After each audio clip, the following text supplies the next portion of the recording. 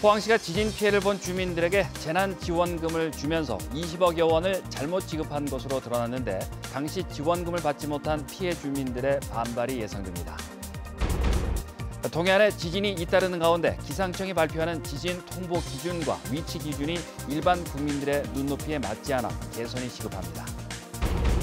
법원이 공직선거법 위반 혐의로 불구속 기소된 자유한국당 김종영 포항도의원에게 당선 무효형에 해당하는 벌금 1,000만 원을 선고했습니다.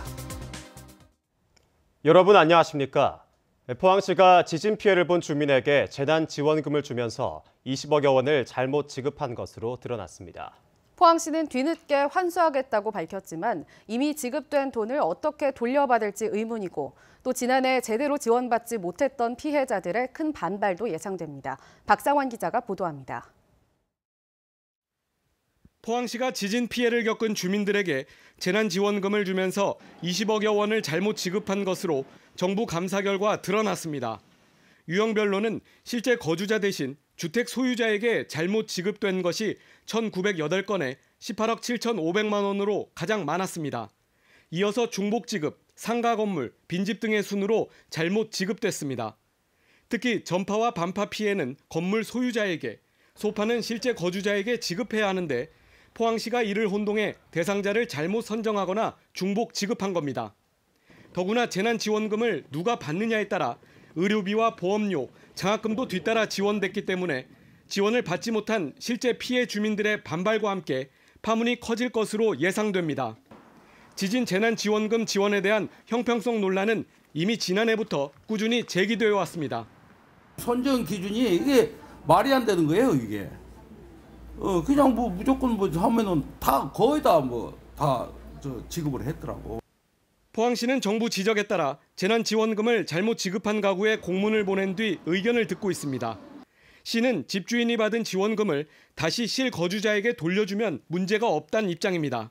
집수리 목적이니까 그 집주인이나 실거주자한테 갈등 없이 좀 해결하고 싶고, 그다음에 저희들 제도권 내에서 간접 지원해주는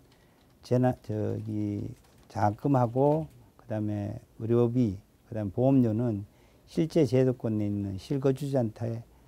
하지만 재난지원금을 받은 상당수 집주인이 실거주자와 협의를 통해 이미 건물 수리비 등으로 지출했기 때문에 현실적으로 환수는 어렵고 오히려 대상자들의 반발만 커지고 있습니다. MBC 뉴스 박상환입니다. 지난 2일 포스코에서 발생한 산재 사고와 관련해 포항 남부경찰서가 오늘 포스코 포항제철소에 대해 압수수색을 실시해 수사 결과에 관심이 모아지고 있습니다. 포스코 직원 56살 김모 씨는 지난 2일 산재로 추정되는 사고로 숨졌는데 경찰은 포스코의 안전관리와 초동 조치가 제대로 이루어졌는지 규명하기 위해 압수수색을 실시한 것으로 알려졌습니다. 또 경찰이 유가족과 포스코 노조가 제기하는 사측의 산재 은폐 의혹에 대해서도 수사를 통해 규명할지 관심을 모으고 있습니다. 포항시 북구 북쪽 8km에서 지진이 났다. 부산 북동쪽 120km 부근으로 태풍이 지나간다. 기상청의 예보를 그대로 인용해봤습니다. 도대체 어딘지도 모를 위치인데 기상청이 오랜 관행대로 전문가의 언어로 예보하다 보니 국민 눈높이에 맞지 않습니다. 개선이 필요하다는 지적입니다. 김기영 기자가 보도합니다. 2017년 11월 15일 진도 5.4의 지진. 기상청은 발생 위치를 북위 36.11, 경도 129.37로 발표했습니다. 인터넷 포털에서 지도 검색을 해야 이곳이 포항시 북구 흥해읍 망천리임을 알 수 있습니다. 기상청은 지난 10일 포항시 북구 동북동쪽 58km 해역에서 규모 4.0의 지진이 났다고 긴급 재난 문자를 발송했습니다. 도대체 기상청의 위치 기준은 무엇일까? 인구 50만의 포항시는 비자치구인데도 기상청은 포항 북구청을 기준으로 삼고 있습니다. 구청이 있는 데라고 하면 구청까지 기준으로 하고요. 그런 식으로 하니까 이번에는 북구청이 제일 가까웠어요. 그래서 포항시 북구청을 기준으로 해서. 특히 포항 동북동쪽 58km 해역이면 서울시청에서 남쪽으로는 경기도 오산, 북쪽으로는 개성을 훨씬 지나는 거리인데도 전국의 포항 지진으로 알려 가뜩이나 인구가 줄고 부동산 가격이 하락한 포항을 지진 도시로 인식하도록 했습니다. 포항시는 바다에서 지진이 날 경우 공식 발표에서 지명을 빼줄 것을 기상청에 건의했습니다. 동해 남부 부근이라든지 서해 남부 해상 부근이라든지 이런 명칭 변경을 해서 발표하도록 강력하게 요구를 하였습니다. 태풍 진로도 두루뭉술하기는 마찬가지입니다. 지난해 10월 6일 영덕에 큰 피해를 안겼던 태풍 콩레이. 태풍이 포항과 영덕을 정통으로 지나갔는데도 당시 기상청은 부산 북동쪽 약 120km 부근이라고 예보했습니다. 부산 북동쪽 120km이면 도대체 어딘지 또 검색해야 위치를 알 수 있습니다. 때문에 태풍의 경로에 있어도 모르는 주민이 많았습니다. 저도 이 태풍이 저희들 지역 쪽으로 온다는 사실은 조금 더 빨리 듣지를 못했습니다. 그런 정보들이 좀 더 빨리 왔으면 더 철저하게 대비를 했을 텐데 그렇지 못한 점들이 많이 아쉽습니다. 재난 문자가 없어서 물이 갑자기 다쳐가 우리가 손을 쓸 수가 없었어요. 더구나 국토교통부의 도로 기준은 기상청과도 또 다릅니다. 기계면도 포항인데 이곳의 이정표에는 포항이 18km 남았다고 표시되어 있습니다. 이곳 북구 육거리에 있는 도로 원표를 기준으로 삼기 때문입니다. 토지 측량의 기준이 되는 통합기준점은 남구 포항시청 앞에 설치돼 있습니다. 제각각인 기상예보와 도로, 지적의 기준점이 혼란을 초래하고 있어 재난과 관련된 통일된 기준 마련이 시급합니다. MBC 뉴스 김기영입니다. 한국감정원이 2월 둘째 주 아파트 동향을 분석한 결과 경북의 아파트 매매 가격 지수가 전주보다 0.18% 떨어져 전국에서 가장 큰 폭으로 하락했습니다. 특히 경주는 0.37% 하락해 전국에서 집값이 가장 크게 떨어졌고 포항, 북구와 칠곡 등의 순으로 내림세가 컸습니다. 아파트 전세 가격 지수도 경북은 0.19% 떨어져 울산 다음으로 하락세가 컸습니다.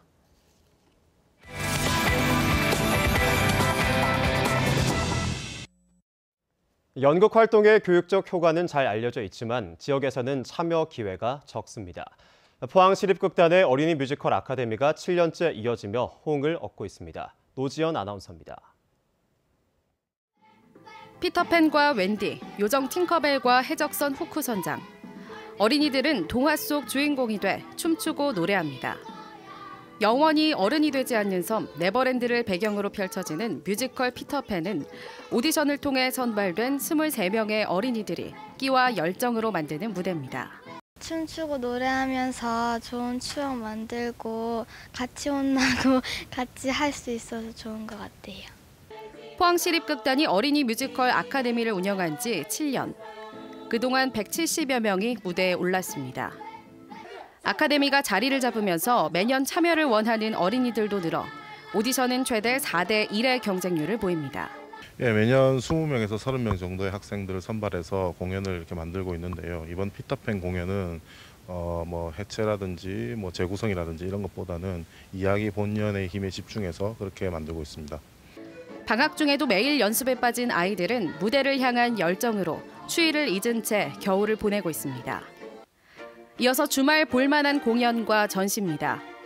농촌 어르신과 청소년이 함께하는 연극 손주들아 우린 이렇게 살았단다가 경상북도 교육청 문화원에서 열리며 유재준 원화 전시회가 경주 송화도서관 1층 전시실에서 이어집니다. MBC 뉴스 노지연입니다.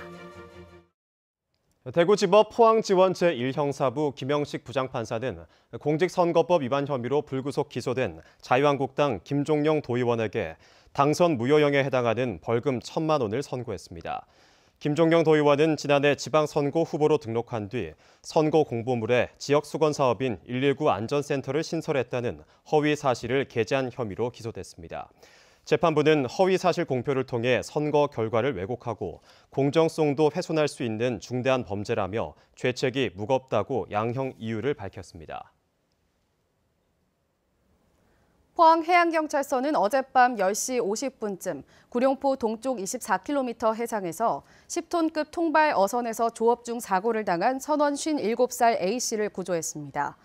A씨는 조업 중 해상에서 추락해 배에 다시 올라왔지만 저체온증과 다리에 심한 상처와 골절상을 입어 선장이 해경에 도움을 요청했습니다. 신고를 받고 긴급 출동한 해경은 30분 만에 A호에 승선해 환자를 긴급 조치한 뒤 구룡포항에 대기 중이던 119 구급대에 무사히 인계했습니다. 대구지방법원은 경주 발레오 전장 부당 노동행위 사건과 관련해 이뤄진 2심 판결에서 발레오 전장과 강모 대표에 대해 앞서 1심 판결인 벌금 500만 원과 징역 8개월을 각각 유지했습니다. 대구지방법원 형사 5부 김경대 부장판사는 사측의 부당 노동행위는 모두 인정된다며 1심 판결을 유지한다고 밝혔고 강 대표는 증거 인멸과 도주 우려가 없어 법정 구속하지 않는다고 밝혔습니다. 이에 대해 민주노총은 기자회견을 열고 재판부가 사측의 부당 노동행위를 인정하고 실형을 선고하면서도 이례적으로 법정 구속하지 않고 있다며 비판했습니다. 오늘 낮 동안 기온이 큰 폭으로 오르며 크게 춥지는 않았습니다. 주말 동안 평년과 비슷한 기온 분포를 보이겠고 일요일에는 아침 기온이 큰 폭으로 떨어지겠습니다. 안수진 기상캐스터입니다. 오늘 낮 동안 기온이 10도 가까이 올랐습니다. 바람이 강하게 불었지만 체감온도가 7에서 8도에 머물면서 크게 춥지는 않았습니다. 주말 동안 하늘 표정은 맑겠습니다. 내일까지는 평년과 비슷한 기온 분포를 보이겠는데요. 낮부터는 찬 공기가 남하하면서 일요일 아침에는 기온이 뚝 떨어지겠습니다. 주말 동안 낮과 밤의 일교차가 크게 나겠습니다. 울릉도와 독도에는 일요일 오전까지 2에서 5cm의 눈이 예상됩니다. 내일 미세먼지 농도는 보통 수준이 예상되는데요. 국외 미세먼지가 유입되면서 한때 농도가 다소 높아질 가능성이 있습니다. 자세한 지역별 날씨 알아보겠습니다. 내일 구름 많다가 낮에 맑아지겠습니다. 아침 기온 영하 3도에서 0도, 낮 기온은 경북 동해안 전역이 6도에 머물겠습니다. 울릉도와 독도는 흐리고 가끔 눈이 오겠습니다. 아침 기온 울릉도와 독도 1도, 낮이 되면 울릉도와 독도 3도입니다. 동해상은 구름 많은 가운데 동해 먼바다에는 가끔 비나 눈이 오겠습니다. 동해 중부 먼바다에는 풍랑 예비특보가 발표됐습니다. 바다의 물결 동해 중부 해상에서 최고 4m, 동해 남부 해상에서 최고 3m까지 일겠습니다. 다음 주부터는 큰 추위가 없어서 이제 두꺼운 패딩은 옷장에 넣으셔도 될 것 같고요. 화요일에는 한 차례 비 예보가 들어 있습니다. 날씨였습니다. 한동대학교는 오늘 제21회 학위 수여식을 열고 학사 827명 등 모두 987명에게 학위를 수여했습니다. 반기문 전 사무총장도 세계 빈곤 타파와 평화 수호에 헌신한 공로로 명예 교육공학 박사 학위를 받았습니다. 문화재청은 국가안전대진단을 통해 오는 4월까지 국가 지정 및 시도 지정 문화재 2,100개소에 대해 안전 실태 점검을 벌입니다. 주요 점검 내용은 해빙기 문화재 안전 상태와 소방 설비, 방범 설비 작동 여부, 재난 대응 매뉴얼 마련 여부 등입니다. 특히 중요 문화재 120개소에 대해서는 문화재청이 직접 점검하고 문제가 있을 경우 긴급 보수 보강 사업을 벌일 계획입니다. 경상북도는 오늘 포항 테크노파크에서 수소경제 발전 방향 토론회를 개최했습니다. 이번 토론회는 정부의 수소경제 활성화 로드맵에 따른 정책 방향을 진단하고 실현 가능한 정책을 국책 사업으로 추진하기 위해 마련됐습니다. 경북도는 포스텍, 포항 테크노파크 등 유관기관과 협력 체계를 구축하고 수소 연료전지 산학연 공동연구원 설립 등 다양한 수소 사업을 추진할 계획입니다. 이상으로 포항 MBC 뉴스데스크를 마치겠습니다. 여러분 고맙습니다.